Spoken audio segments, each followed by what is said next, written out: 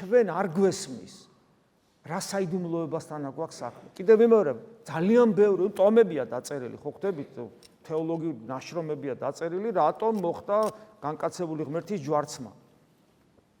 მე ხა ყველაფერი ხوار წამიკითხავს და რაც წამიკითხავს, დაწყებული ძველი საუკუნეებიდან თანამედროვე ღვთისმეტყველებით, რაღაცა ხო წამიკითხავს. ბოლომდე ლოგიკური, ამომწურავი პასუხი ამაზე არ არსებობს, იმიტომ რომ ეს არის საიდუმლოება. და პასუხი რომ ლოგიკური არ არსებობს, იცით რას ნიშნავს? რა არის ლოგიკა? ლოგიკა არის რას აკეთებს ლოგიკა, რომ რაღაცა მოვლენას, არ აქვს მნიშვნელობა ეს რა მოვლენა, ჩემთვის გასაგებ ენაზე ვაყალიბებ.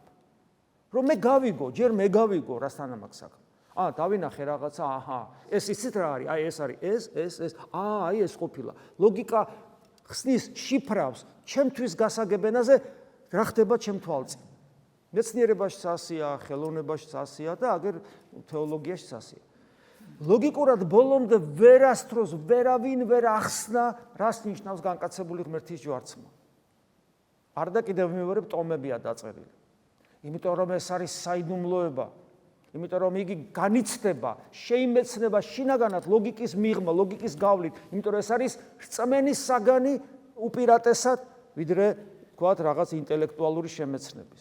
ამიტომ პეტრე რომ ვერ იგებს და აპროტესტებს, მაგი არ გააკეთო, კაცო, რა უნდა მოჰკლან და რა.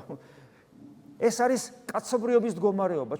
ჩვენ გვინდა ღმერთი ღონიერი, ჩვენ გვინდა ღმერთი ძლიერი, ჩვენ გვინდა ღმერთი გვფარავდეს თავისი სიძლიერით, მუდამ ჩვენს გვერდზე იყოს, ვიცავდეს, გვფარავდეს და ასე ჩვენ არ გვინდა გავყვეთ უფალს ვიწრო და ეკლიან გზაზე, ავიდეთ გოლგოთაზე. ჩვენ არ გვინდა უფალს რომ დევნიან, ჩვენს გვდევნონ, უფალმა კი გვითხრა, მე თუ მდევნოს თქვენს გდევნიან. გესმით?